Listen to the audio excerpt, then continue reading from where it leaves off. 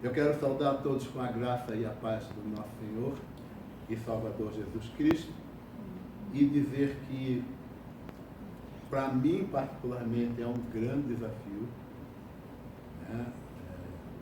Primeiro, falar a respeito da palavra de Deus.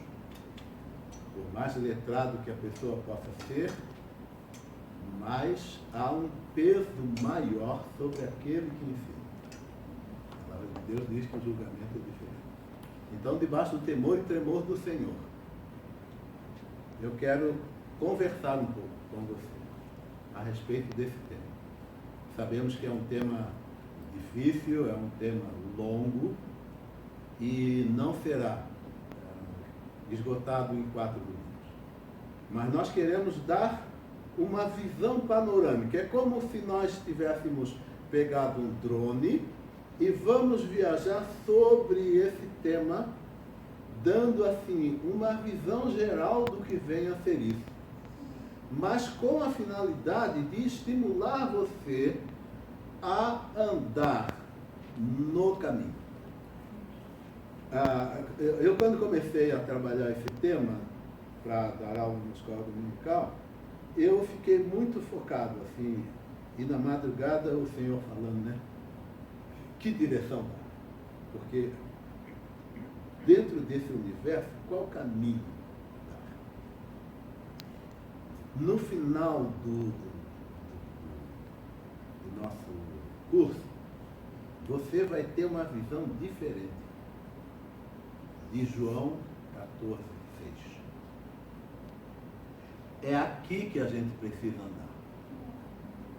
João 14, 6, Jesus Cristo está nos dizendo qual é o caminho.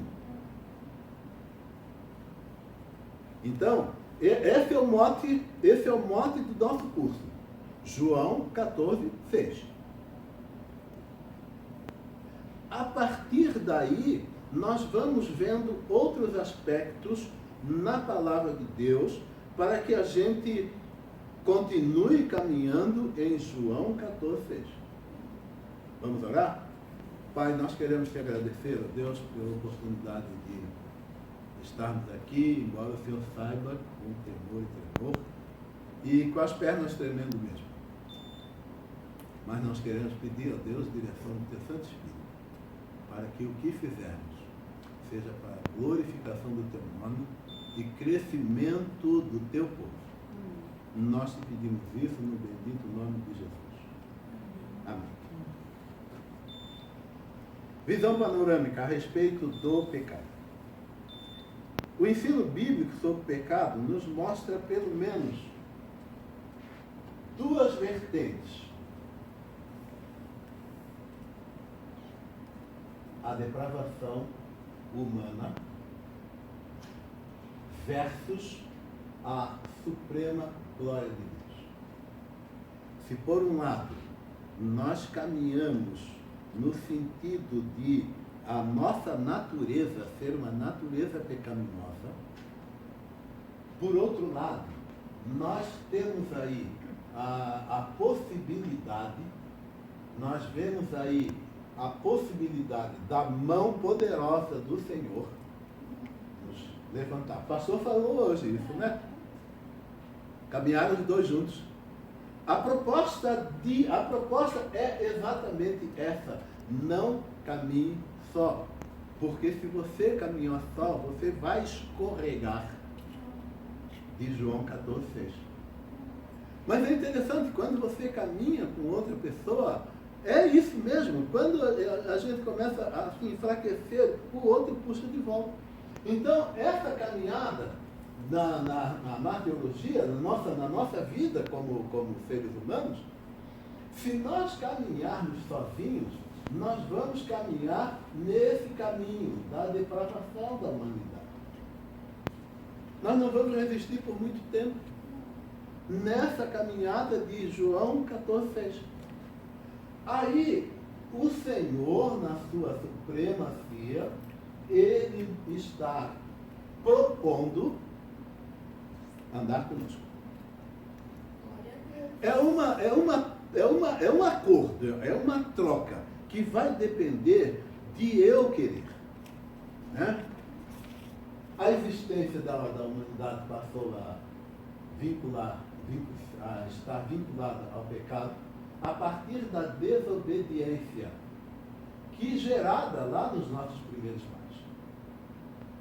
Nós já nascemos mergulhados numa onda, numa nuvem de pecado. Fora de nós, o pecado é um inimigo que nos seduz. Por dentro de nós, o pecado, ele nos empurra para o mal, como parte da nossa natureza caída.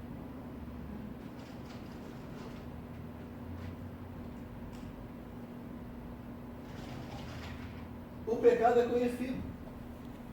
Ainda que permaneça estranho, misterioso, sombrio e antagônico. Ele promete liberdade, mas escraviza. Já viu as pessoas que, infelizmente, estão mergulhadas na droga?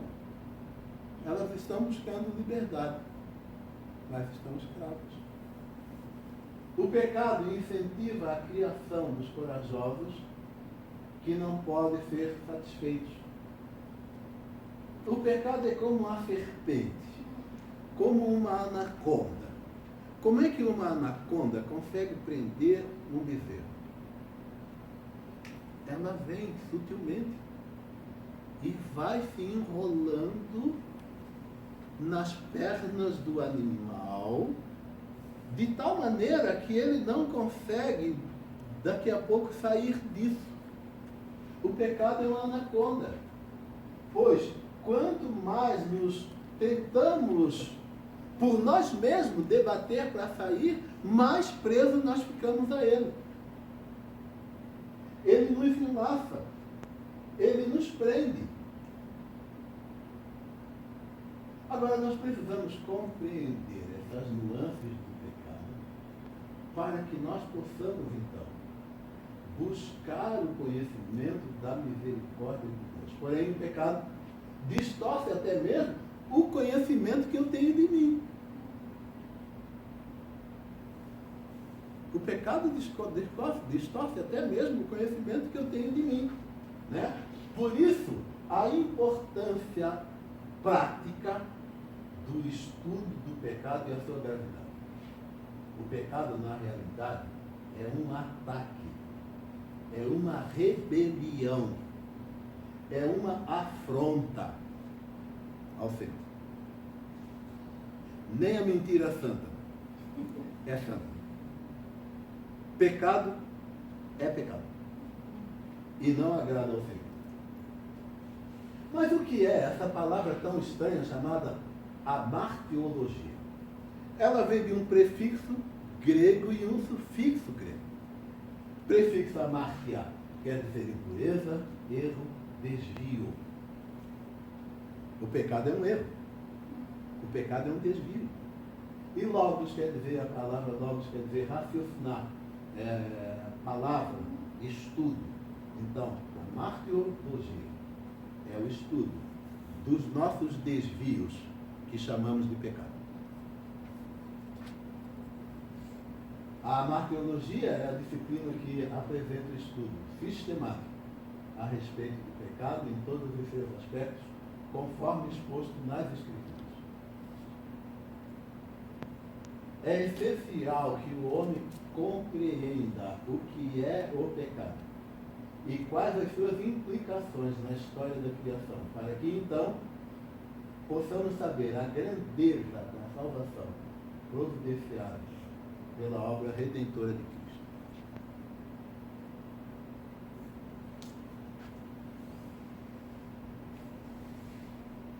Pecado interno, pecado externo. É interessante, né? Nenhum pecado começa fora da gente. Nenhum pecado começa fora da gente. Tá?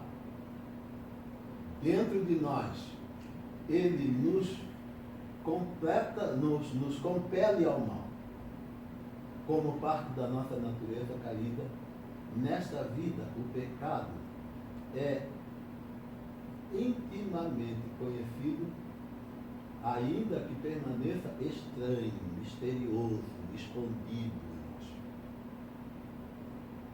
Fora de nós, o pecado é o inimigo que nos seduz de forma insistente, sem descanso, sem entrega. O diabo não existe, não desiste. Nós, às vezes, estamos orando por alguém, oramos 1, 2, 1 mês, 10 meses. A nossa sessão de oração por ela vai raliando e desistimos. O diabo não desiste.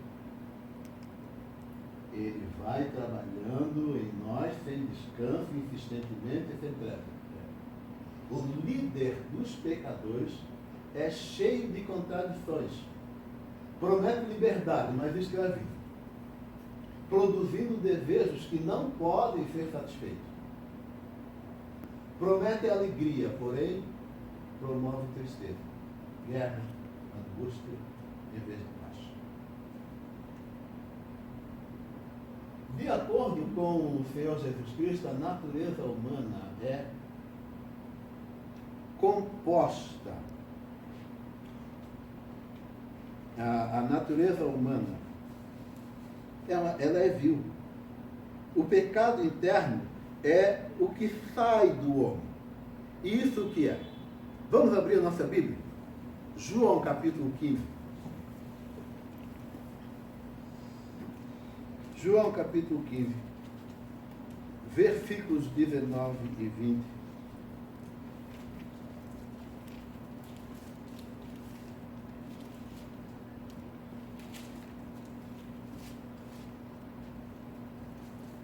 Quem achou, por favor?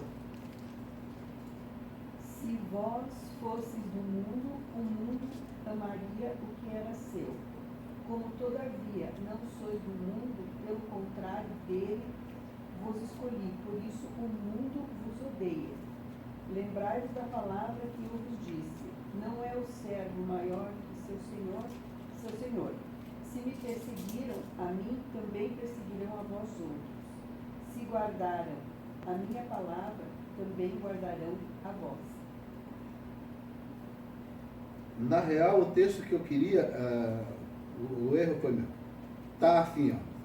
Porque de dentro do coração dos homens é que procedem os maus-desígnios, a prostituição, o furto, os homicídios, os adultérios, a avareza, a malícia, o dolo, a lascívia, a inveja, a blasfêmia, a soberba, a loucura. Ora, todos esses males vêm de dentro do homem. O contamino está escrito lá em Marcos capítulo 7, versículos 22 e 23. Ainda nós temos Tiago, capítulo 1, versículos 14 e 15. Tudo isso nasce de dentro de nós. Tudo isso nasce de dentro de nós. E nasce de dentro de nós como? Olha, vejam só essa informação vinda da universidade, a University of California. Estima-se de que 50 mil a 70 mil pensamentos passem por aqui. Será que todos esses pensamentos estão de acordo com a palavra de Deus? Nossa! Esse é um estudo da Universidade da Califórnia, da Califórnia. Então, essas informações que passam pela gente diariamente equivalem a 174 jornais. Isso é 5 vezes maior do que as pessoas tinham de informação em 86. Então, essas informações vão gerando em nós pensamentos dos mais diversos. Essas outras informações elas movimentam o nosso pensamento. E será que todos esses pensamentos estão voltados de acordo com a palavra de Deus?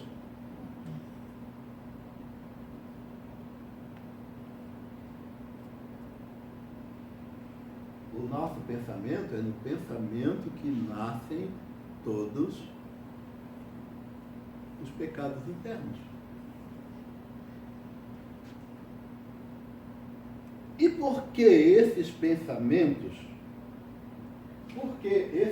pensamentos transformam a nossa fé? Pelo menos 3 razões principais.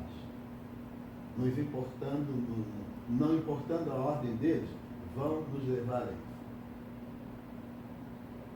Os pensamentos irrelevantes, aquelas bobeiras, aquelas bobagens, naturalmente são eliminados. Tá? Aquelas bobeiras assim, que passam, naturalmente são eliminados. Se dessemos vida a esses pensamentos, certamente nós seríamos alcançados pela lei. Quantas vezes passa por nós a vontade de matar alguém? Está lá dentro. Pecado interno.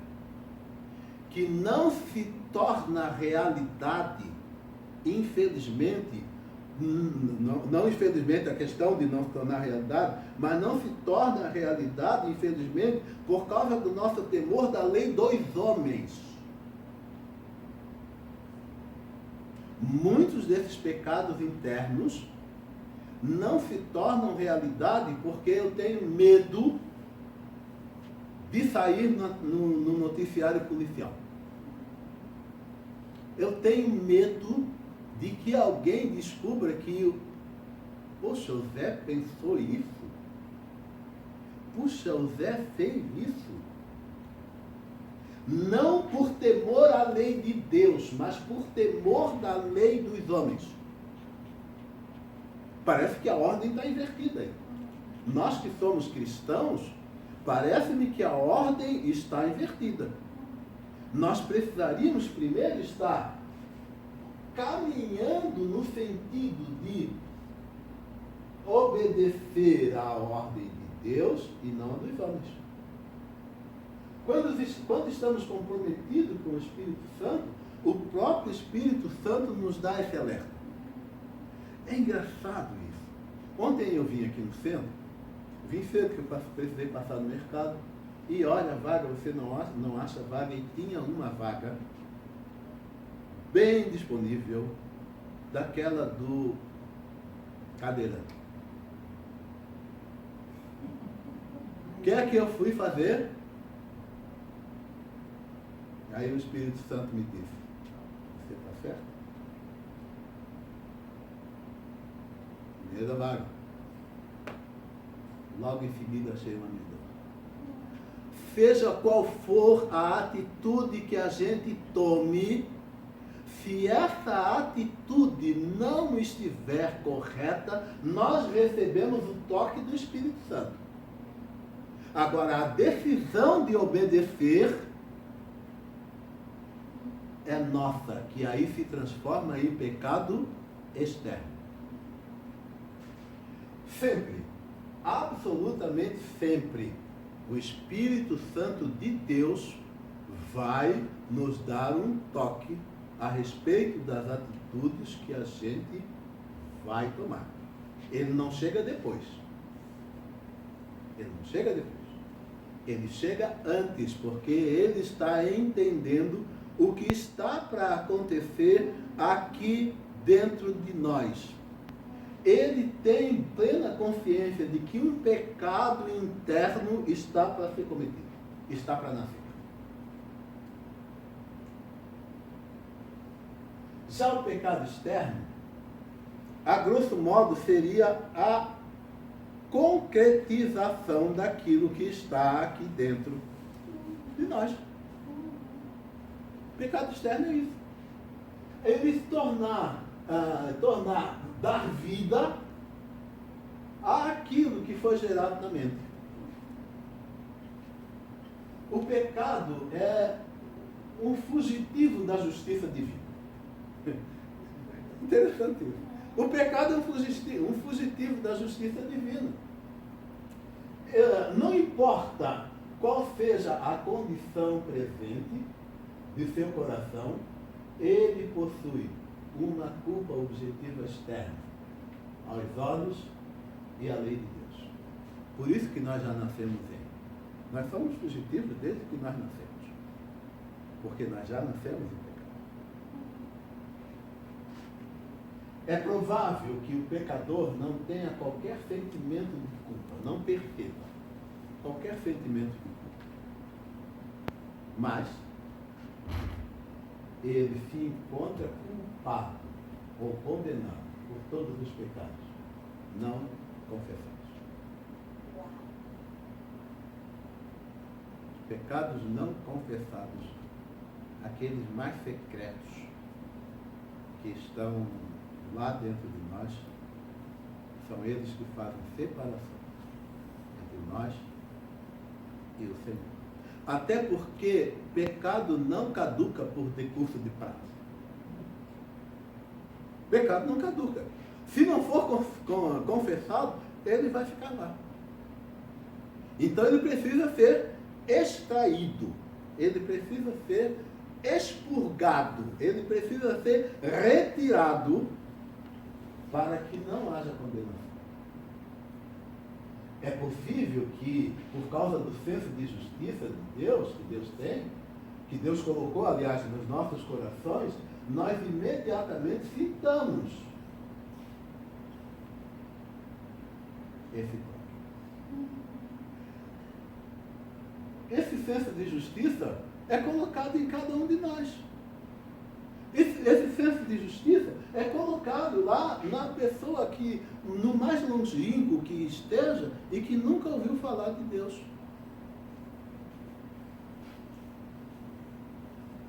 Por que é errado um estuprador, por exemplo, ou um assassino, receber uma pena de apenas uma multa de R$10?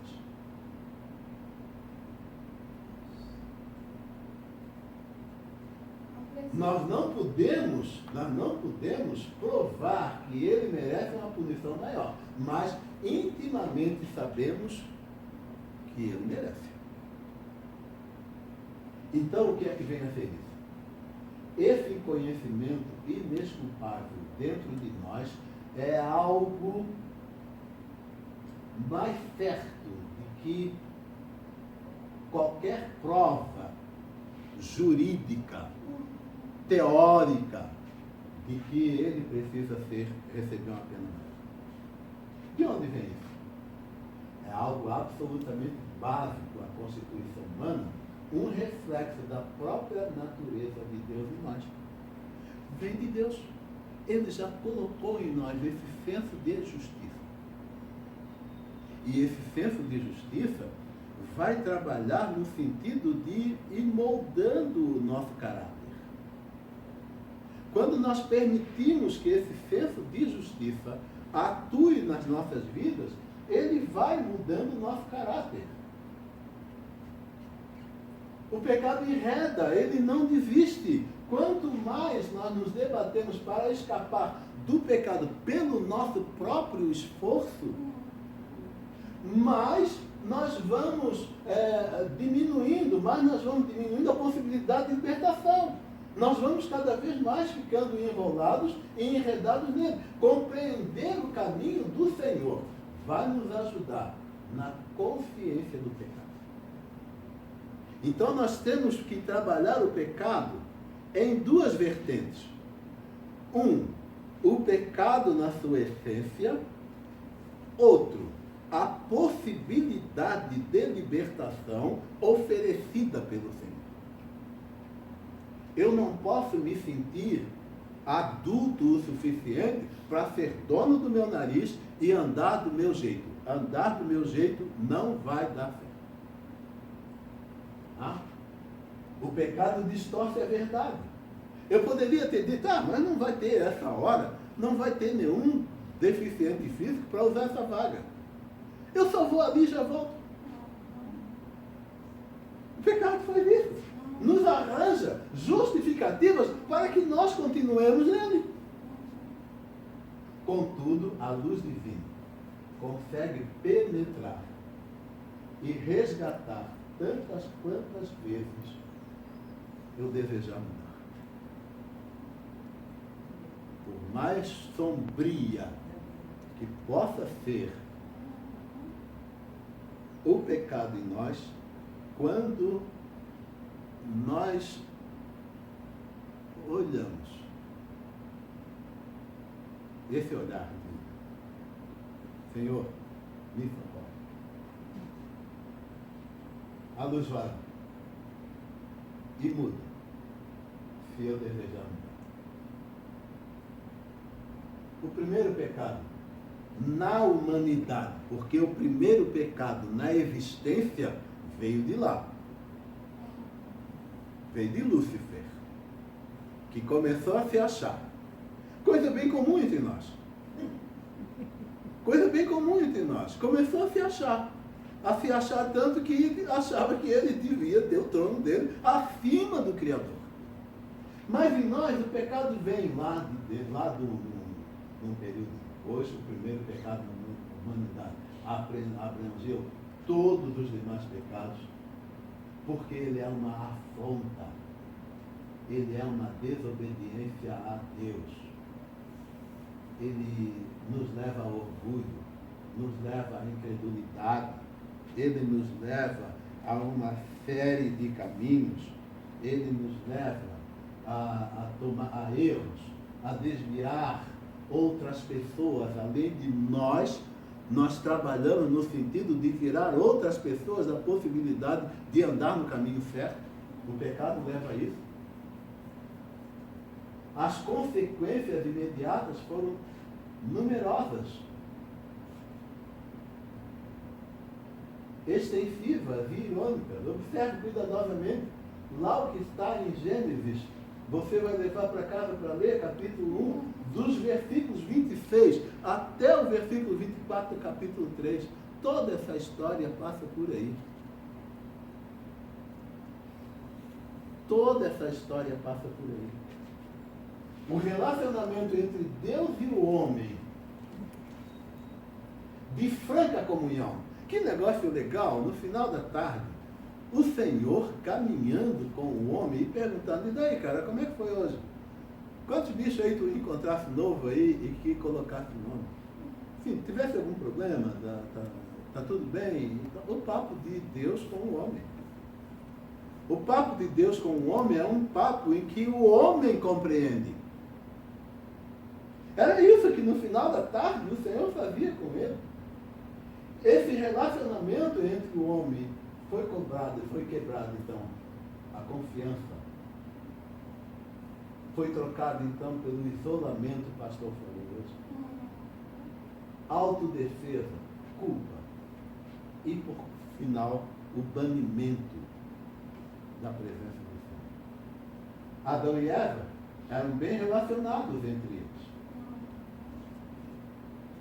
Entrou o colapso, a intimidade, a inocência, ceder o lugar à acusação e o julgar de culpa um no outro. Aí nós temos uma outra modalidade de pecado. Nós não só pecamos do ponto de vista vertical.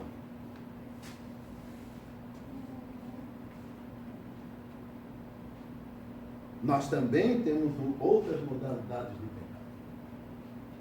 Pecado contra Deus e pecado contra o outro. Quando nós pecamos contra Deus, é a expressão da nossa desobediência aos mandamentos de Deus. Por exemplo, Jonas, uma missão. Pregar aos ninivitas. Ah, sim senhor, eu vou. Pegou o navio e foi para o outro lado. Pecado contra Deus. Pecado contra uma determinação, uma orientação, uma ordem de Deus. E vocês sabem o que deu. Pecado contra o próximo. Abra sua Bíblia, Mateus capítulo 5, versículo 24.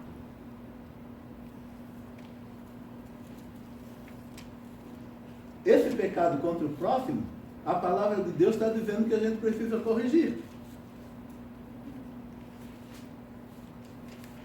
Tomara que agora dê certo, né? Mateus 5, 24.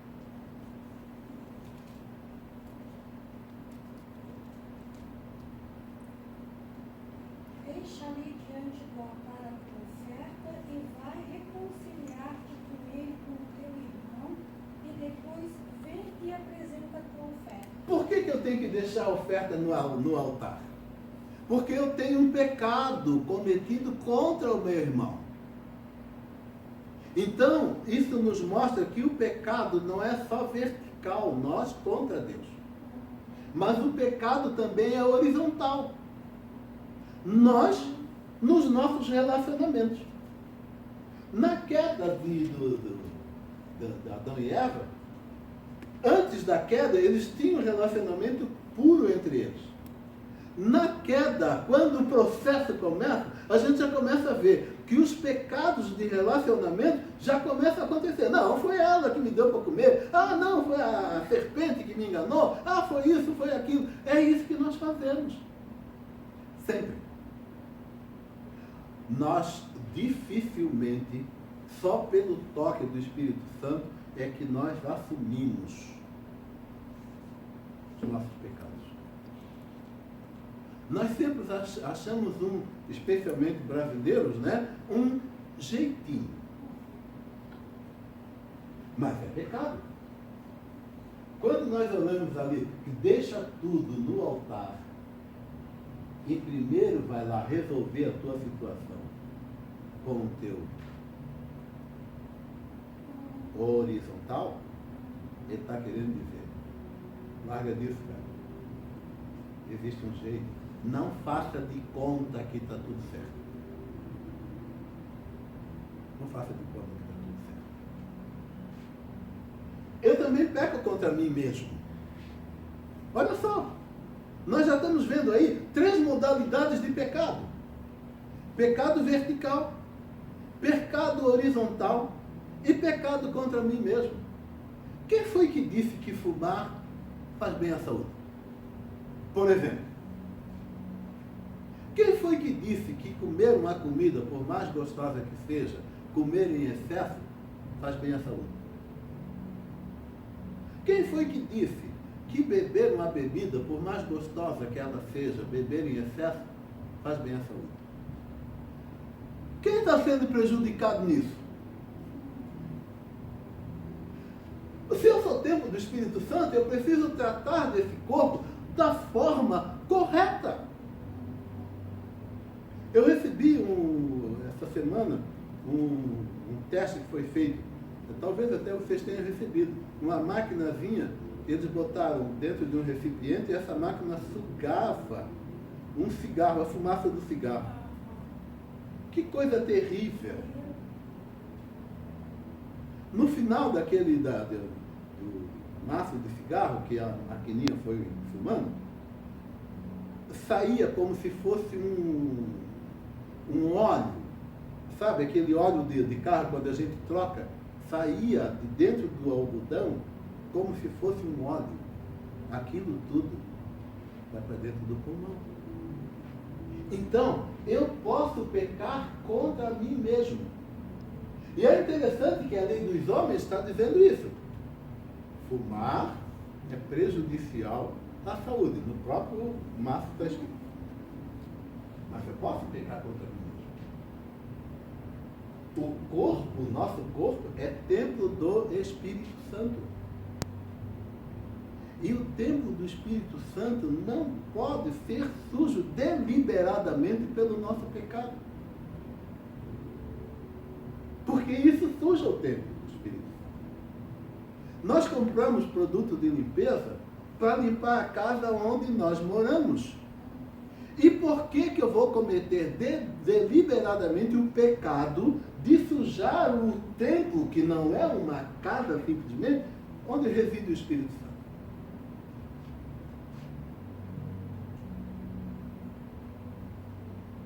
A rebeldia de Adão e Eva, Deus viu como pecado. Seu desejo de rebeldia, de independência, resultou em quê? Dores de parto, muito trabalho suado, afastamento de Deus e morte, nos dois sentidos. Morte espiritual e, logo, consequentemente, morte física. Os seus olhos realmente foram abertos e eles conheceram o bem e o mal, mediante um atalho. Mas era pecado esse conhecimento sem o equilíbrio que os outros atributos divinos poderiam conceder, como amor, sabedoria e conhecimento. Como é que você me olha? 11:5. Do ponto de vista do homem e do ponto de vista de Deus, o homem sempre procura um jeito de aliviar, de atenuar a questão do pecado. Para o homem, o pecado é um acidente de percurso. E Deus chama isso de abominação. O homem chama o pecado de acaso. Foi. Sabe? Mas Deus chama de escolha. Eu decido pecar. O homem chama de erro. Deus chama de aversão a ele, ao próprio Deus. O homem chama de enfermidade. Deus chama de iniquidade. O homem chama de fraqueza. Uma fraqueza que eu tive. Mas Deus não chama isso de fraqueza. Deus chama de obstinação. E quais são as consequências disso? O pecado, a consciência, nossa consciência, é o aferidor do pecado interno. É ela que vai nos dar um toque. Olha aí. Deus foi a consciência de Caim, porque Caim não estava percebendo o que estava para acontecer. Deus foi a consciência de Caim. Olha, o pecado está à porta. Às vezes as mulheres dizem para a gente, sabe? Olha o que tu vais fazer, né? Olha bem o que tu vais fazer. Deus foi consciência de Caim naquele momento. O pecado está à porta. Agora, depende de ti. Dominar. Então, o pecado interno, ele tem a consciência como aferidor. Quantas vezes esse aferidor, quando ele não está aferido a obediência ao Senhor, nos leva a desgraças, até mesmo ao suicídio. Esse aferidor precisa, de nós cristãos, estar de acordo, bem alinhado com a palavra de Deus. Porque o aferidor do homem leva para o buraco. Entretanto, o cajado da consciência golpeia a todos os homens, independentemente do grau intelectual, da raça, se é azul ou amarelo, se é rico ou pobre. O cajado da consciência sempre nos golpeia. Embora a voz da consciência possa ser corrompida, ela não pode se imitar. Eu poderia ter estacionado, mas eu não posso dizer que eu não sabia, não. A voz da consciência falou meu coração. Agora, a decisão é minha.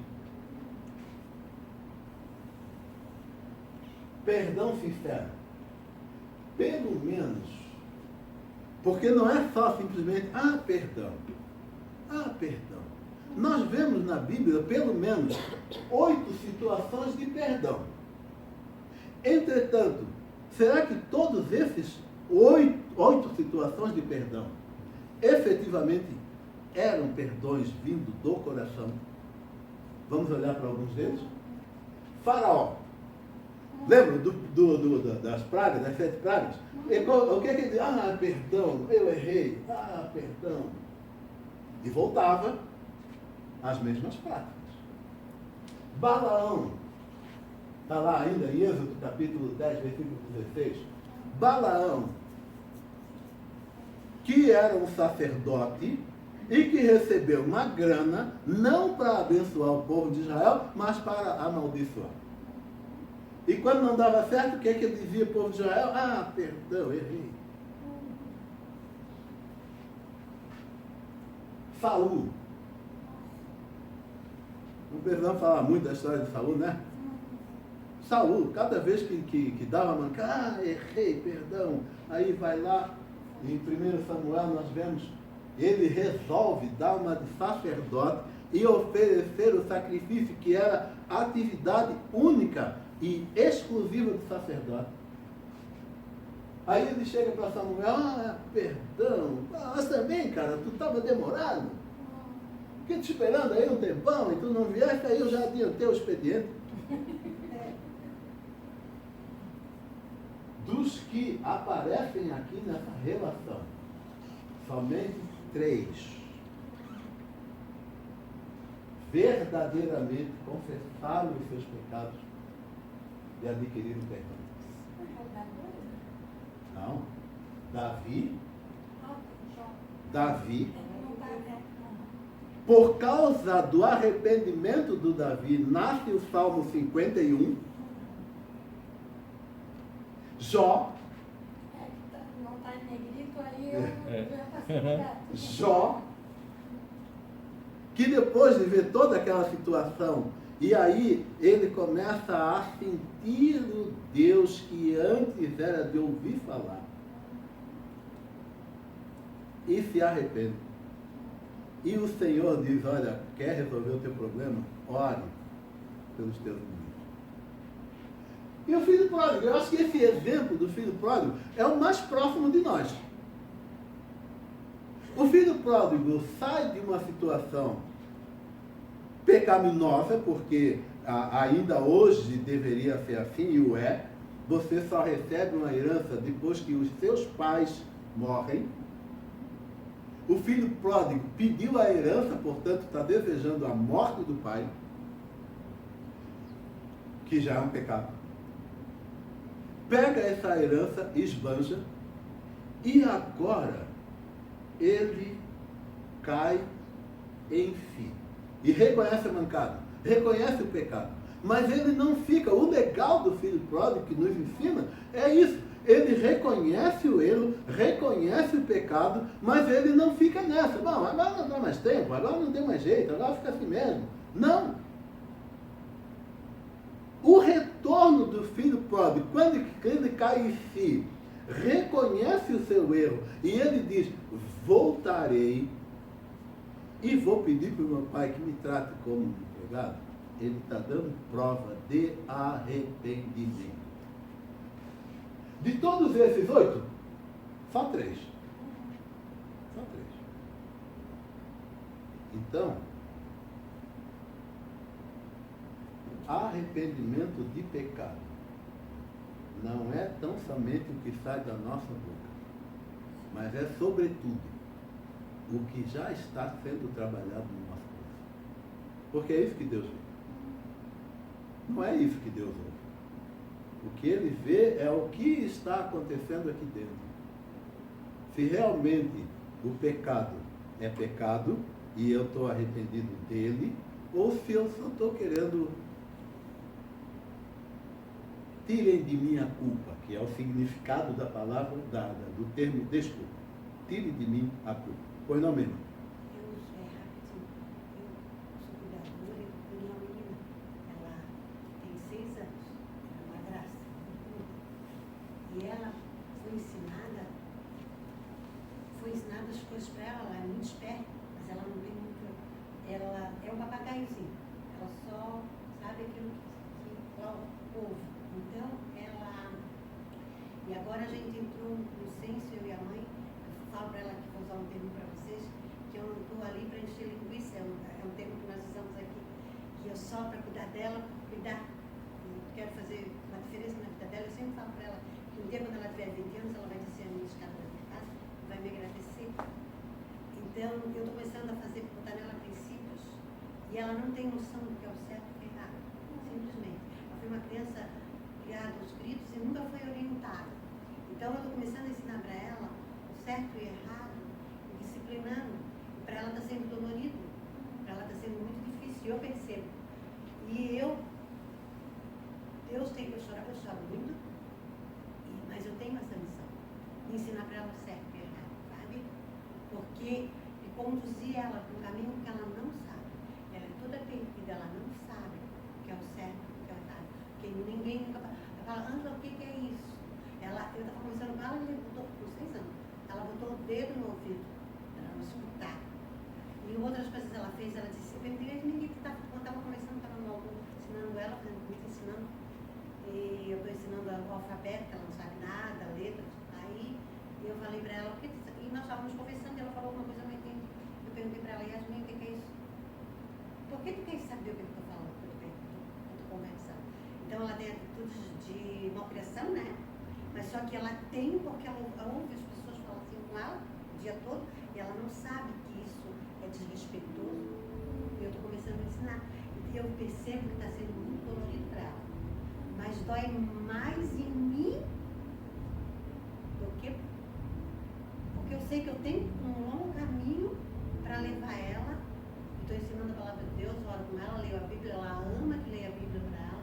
Então eu quero dizer como assim, o quanto ela não tem noção. Ai, com 6 anos eu não estou aqui, eu tenho todo mundo sabe. Algumas coisas que tem jeito. Aí não vou entrar nem nesse meio.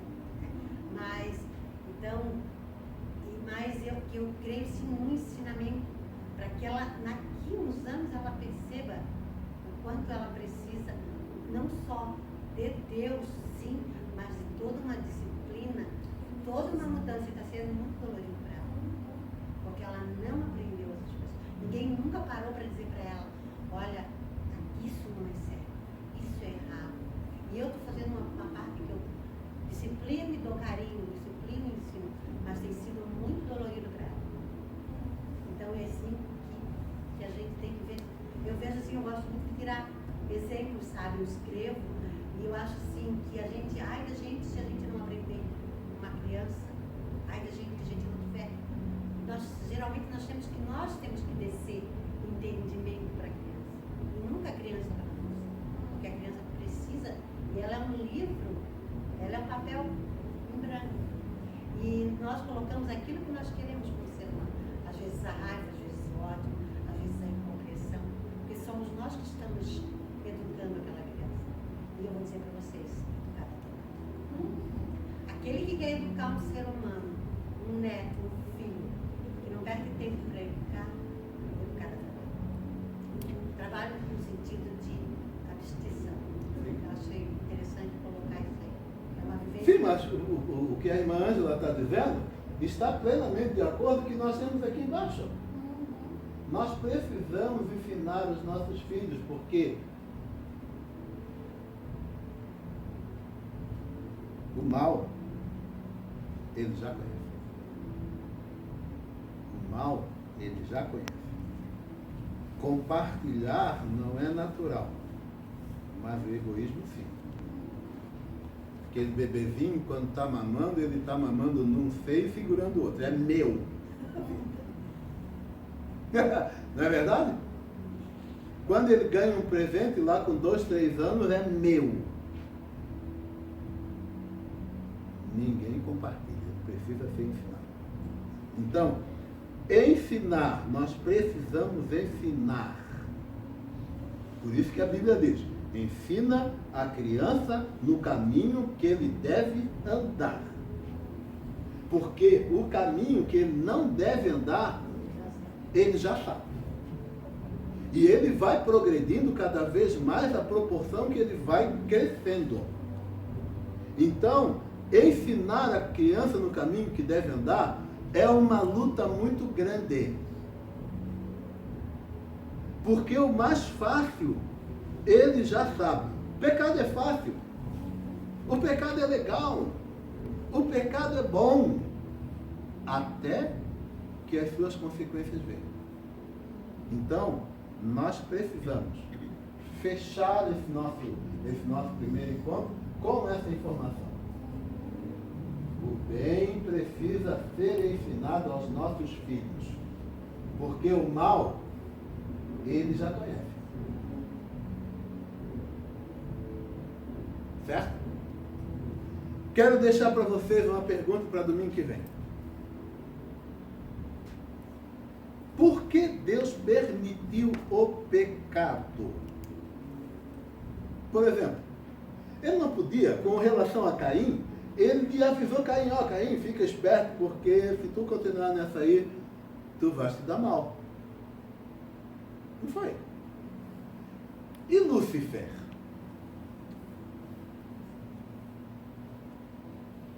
Ele não chamou a atenção de Lúcifer. Mas Deus sabia que ia acontecer. Então, por que Deus permitiu o pecado? Bom para pensar, né? Domingo que vem a gente volta a esse assunto.